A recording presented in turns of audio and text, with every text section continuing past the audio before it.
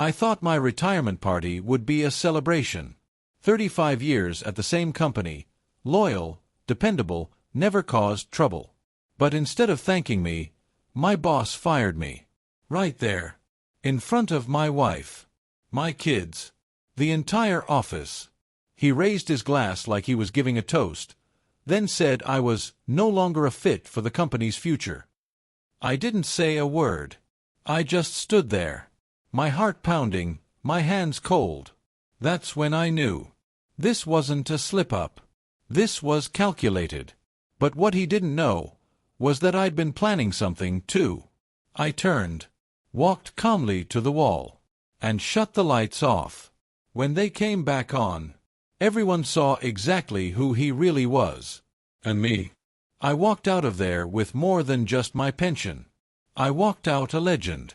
I'm a guy in my early 60s, 63 to be exact, and until recently, I was a senior accounts manager at a mid-sized financial firm. 35 years in the same building. Same floors, same break room, same lukewarm coffee. I'd seen the company go through recessions, acquisitions, even a merger that nearly collapsed us. Through it all, I stayed. Loyal. Dependable. I wasn't flashy, but I was steady. The kind of guy people came to when things were on fire. I started there in my 20s. Back then, I was a nervous kid in an oversized suit. My first desk was shoved in a corner by the printer, and I used to flinch every time it made that awful screech when it jammed. But I worked hard. Took overtime. Showed up early. Stayed late. Eventually, I got promoted. Then again. Then again. People joked that I was part of the furniture. And honestly, I wore that with pride. I trained half the current department. Took interns under my wing. Covered for folks when they had babies, surgeries, breakdowns, you name it. They were more than coworkers. They were friends. Some were even like family. And when my wife and I started talking about retirement, we dreamed big. A cross-country road trip. A little cottage by the lake. Time for grandkids, gardening, and that old guitar I hadn't touched in years. I was ready to go out on a high note. The company even promised a proper send-off. They asked what cake I liked, invited my family, even printed a banner with my name on it. It was supposed to be a celebration. And for a while, it looked like it would be. The invitations went out. The office cafeteria was booked. My coworkers pitched in for a gift, one I wasn't supposed to know about. Word got around they were getting me a custom fishing rod, since I talked about retiring near the water. It felt good. I'd earned this. Every late night, every budget crisis, every time I'd picked up someone else's slack, I was finally being appreciated. But somewhere in the middle of all that cheer, something shifted. I couldn't put my finger on it at first. A few small things, really. A change in how some people looked at me. A weird tension when I walked into meetings. My name slowly disappearing from group threads I'd always been part of. And then, there was him. His name was Ethan West. Late 30s. Slicked back hair. Expensive suits that screamed overcompensation. Always carried his phone like it was a crown. He came in about 8 months before my planned retirement. Took over after our longtime department head, Susan, retired early. She was the kind of leader who remembered birthdays and sent handwritten thank-you notes. Ethan didn't even know half the team's last names. The first time we met, he didn't shake my hand. Just glanced at my name tag, smirked, and said, "Wow, you've really been here since the dinosaurs, huh?" I laughed politely, but inside, I winced. He hadn't even sat down yet and was already making digs. Still, I gave him the benefit of the doubt. New bosses come in wanting to make their mark. I'd seen plenty before him. Some insecure, some cocky. Most eventually figured out that respect goes both ways. But not Ethan. In meetings, he'd cut me off mid-sentence. If I offered insight, he'd say, "Let's get a more modern take on that." He once assigned a junior analyst to recheck a report I'd personally reviewed. "Just to be safe," he said, flashing that toothy grin. And it wasn't just me. He slowly started replacing team leads with younger employees, some talented, sure, but green. A few looked terrified when they had to present. But Ethan didn't care. He was building his team, and if that meant gutting the foundation, so be it. Still, I kept my head down. Told myself it didn't matter. I was months away from retirement. I could deal with a few ego trips. But then, one afternoon, I passed the break room and overheard Ethan talking to a regional VP on the phone. His voice was low, but I caught a few sharp phrases. Bloated salaries, dead weight, legacy costs. Yeah, we're trimming before Q3. I froze. He wasn't just making changes. He was clearing the field. That same day, my weekly report got bounced back for clarity issues. Clarity. I'd written that report for over a decade without a single complaint. And that night, at home, I told my wife something I hadn't said in 30 years. I think something's off at work. She gave me a worried look, but I brushed it off. I didn't want to stress her. Maybe I was just being paranoid. But deep down, I knew something was shifting beneath my feet. And Ethan, he wasn't just looking to take my job. He wanted to erase me entirely. At first, I tried to tell myself I was overreacting. Maybe Ethan just had a different leadership style. Maybe he really did think the team needed a refresh. I told myself I'd ride it out until retirement. But things didn't level out. They got worse. 2 weeks after that phone call I overheard, my calendar started to empty out. Meetings I'd attended for years, planning calls, performance syncs, client strategy sessions, just disappeared. No invites. No updates. When I asked my colleague Dana about the quarterly review prep, she looked confused and said, "Oh, Ethan said you were taking a step back this quarter." Step back. Nobody had told me anything. Then came the reassignments. A junior analyst named Mark, fresh out of grad school, still asking how to forward emails, suddenly got assigned to lead the Metrobank portfolio. That had been mine since 2012. I wasn't even looped in for the handoff. And when I asked Ethan about it, he smiled like a cat who just knocked something off a shelf. "Just giving the next generation a chance to lead," he said. "You've had your time, right?" I bit my tongue. Told myself not to give him the satisfaction. But my gut was telling me something else. Something darker. A week later, I found out from the receptionist, that a department meeting was happening at 3 o'clock. I hadn't been invited. I walked in anyway. Ethan paused mid-presentation when he saw me, blinking like he wasn't sure if I was a ghost or a glitch. "Oh, sorry, this one's mostly for the newer team members," he said, barely making eye contact. I sat down in the back. The entire meeting was about restructuring, streamlining roles, reducing overlap. I wasn't named, but I didn't need to be. I could feel it like a noose tightening. Afterward, one of the younger analysts, Marcy, came up to me in the hallway, looking sheepish. "Hey, I probably shouldn't say this, but Ethan keeps referring to you as transitional." Transitional. I repeated. "Yeah, like, he said you're just, kind of filling space until you're gone." I thanked her and walked away before my blood pressure spiked. Transitional? Like I was a leftover file someone forgot to delete? That night, I sat at my kitchen table staring at a yellow legal pad. My wife had gone to bed. The house was quiet except for the ticking of the wall clock. I started writing down everything. Dates. Comments. Missing invites.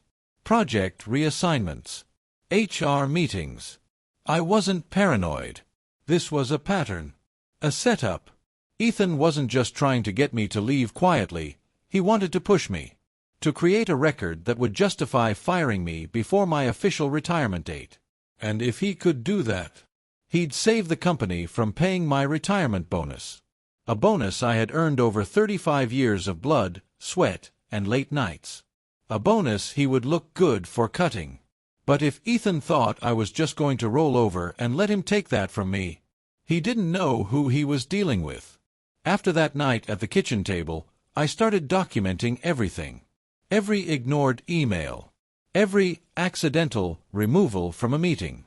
Every little whisper campaign Ethan tried to stir up behind closed doors. And then came the performance review.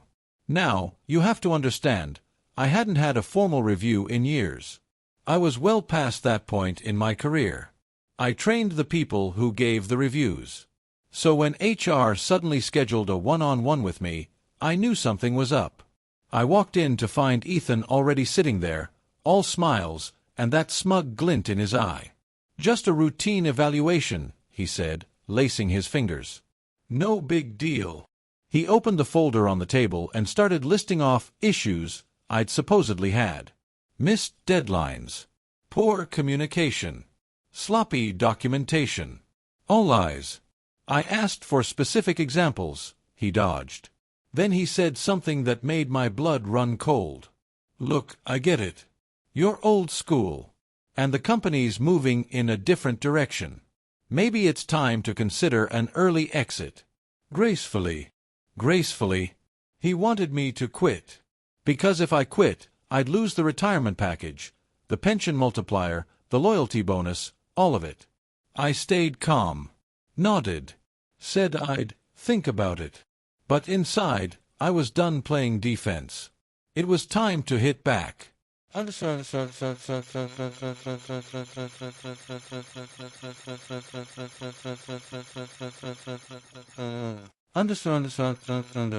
A few days later, I took a quiet walk to the IT department. Now, most people ignored IT unless something was broken. Not me. Over the years, I'd always made time to say hello, bring donuts, ask about their kids. And that goodwill was about to pay off. I found Lance, one of the senior tech guys, eating a sandwich at his desk. "Hypothetical for you," I said, sitting down. "Let's say someone was using their admin privileges to cover up misconduct. Could someone, theoretically, track that?" He paused mid-bite. Then slowly set his sandwich down. "You know I'm not supposed to help with anything unofficial," he said carefully. I slid a flash drive across his desk. "Just look," I said. "If there's nothing, I'll walk away." 2 days later, Lance called me into a conference room. "Dude," he whispered, locking the door behind him. "You were right." He'd pulled access logs, system backups, things most people didn't even know existed. And what he found?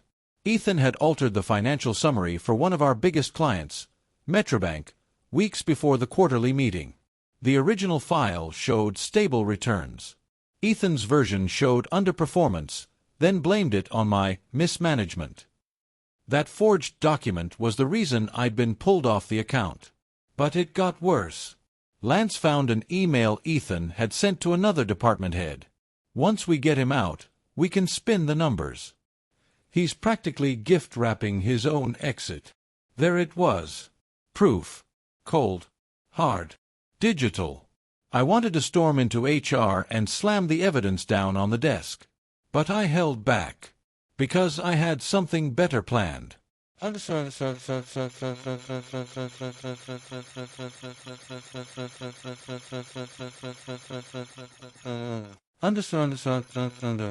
There was still one card left to play, and it involved someone I hadn't spoken to in years.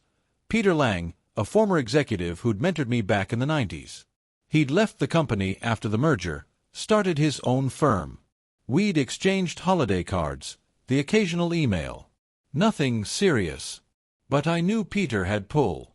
Connections. And a deep loyalty to the people who'd helped build the company before guys like Ethan started tearing it down. I sent him a message. One line, "Need a favor. It's about West." He replied within the hour. We met for lunch the next day. I told him everything. Showed him the evidence. He read through the emails, the access logs, the document timestamps. Then leaned back and sighed. "Same stunt he pulled at Northridge Capital," Peter said. "What?" Ethan had worked under him briefly before getting quietly let go for suspicious discrepancies in reporting. HR had buried it to avoid a lawsuit. "He's got a pattern," Peter said. He creates the mess, blames someone else, then gets promoted for cleaning it up. We made a plan. One that would let me expose Ethan in front of everyone. And there was no better place to do it than my retirement party.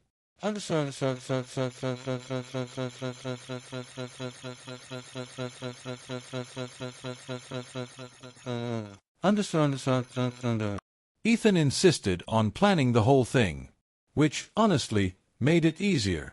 He booked the office cafeteria, ordered a cake with my name spelled wrong. Seriously, 35 years and they write Gary with 2 R's? But I smiled and nodded and told him it was perfect.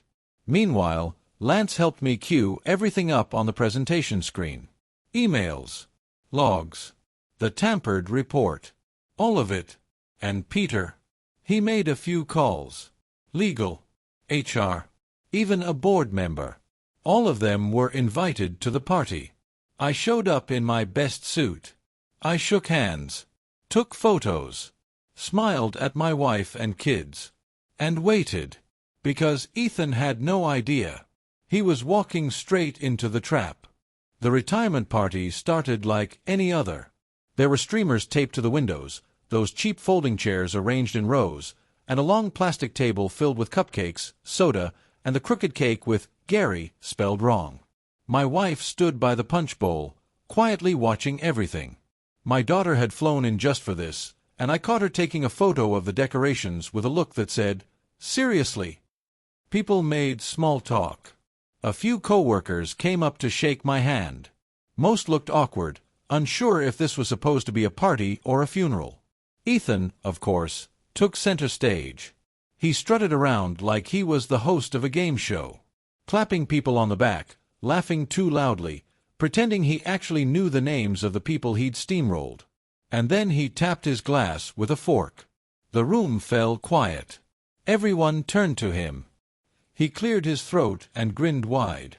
"Ladies and gentlemen, thank you all for being here to celebrate Gary's retirement. 35 years of service, that's nothing to sneeze at. Right, buddy?" He looked at me like we were old friends. I forced a smile. We wanted to give Gary a proper send-off. One he'll never forget. He chuckled, like it was a joke only he got. But before we go any further, I have an announcement. My stomach tightened. I already knew what was coming. After much consideration, and after reviewing recent performance metrics, the company has decided to make some changes. Effective immediately, Gary will no longer be with us in an active role. Gasps echoed through the room. Someone actually dropped their plate of cake. Ethan kept talking like it was nothing. This doesn't change our appreciation for his long tenure. But we're looking ahead now. Fresh talent. New energy. And we wish Gary all the best in his future endeavors. He raised his cup in a mock toast. To Gary. But I didn't raise mine. I walked slowly to the wall near the light switches. Turned to the crowd. Took a deep breath. And then I flipped the lights off. People murmured in confusion. Some thought it was a joke. One guy laughed nervously. And then the screen lit up. The projector buzzed on, casting a bright beam across the room. I'd synced it with a remote. And slide by slide, everything Ethan thought he'd buried came into the light. The tampered Metrobank document appeared first, side by side with the original. The timestamps. The edits. The unauthorized access log with his username. Then the emails. If we cut him early, I save the company 6 figures. He's a dinosaur, just needs a little nudge. Spin it however we need to. Nobody's gonna question it. Gasps turned into whispers. I looked out and saw faces turning pale. Ethan's smile collapsed. "Turn that off," he barked. But no one moved. Lance, standing in the back by the laptop, crossed his arms. And then the final slide appeared. A letter from Northridge Capital. Dated 2 years ago. A statement confirming Ethan's voluntary departure under investigation for misconduct and manipulation of internal reports. Signed by Peter Lang. Right then, the door opened. Peter walked in, followed by a representative from HR and someone from the legal department. They didn't say a word. They just looked at Ethan. He stammered, sweating through his overpriced blazer. This is fake. This is a setup." Peter stepped forward. "Actually, Ethan, it's a pattern. One you've repeated at 3 companies. You're done." HR pulled him aside. He tried to resist, but no one helped him. The room watched in stunned silence as Ethan West, the man who tried to destroy my reputation to boost his own, was escorted out by security. No applause. No goodbyes. Just footsteps and shame. I walked back to the front of the room, turned the lights back on, and looked at the crowd. Now that's how you make an exit. Someone let out a laugh. Then another. Then applause. Real, genuine applause. Not just for surviving Ethan, but for standing up to him. And winning. After that day, everything changed. I didn't go back to the office, not even to clean out my desk. My team boxed up my things and sent them to me with handwritten notes tucked inside. One of them said, "You gave us a masterclass in dignity." Another just read, "Legend." Ethan was officially terminated within 48 hours. No severance. No glowing recommendation. And, as I later heard from a friend in HR, his blacklisting in the industry was swift and permanent. Apparently, when you humiliate your star employee at his own retirement party and get exposed for fraud in front of the entire company, word travels fast. I got everything I was owed. My full pension. My retirement bonus. Plus, an additional settlement from corporate, quietly offered, generously sized, and no doubt meant to keep things off social media. Not that I would have posted anyway. I didn't need a public war. I already won the quiet one. My wife and I finally bought that cottage by the lake. I fish in the mornings, strum my guitar in the afternoons, and sometimes just sit and listen to the wind through the trees. The anger faded faster than I thought it would. Because the truth is, it's not about getting back at someone. It's about making sure people like Ethan don't get to step on others without consequences. I spent 35 years building something I was proud of. And in the end, I didn't just walk out with my head held high. I walked out with the lights off. And all the skeletons shining on the wall.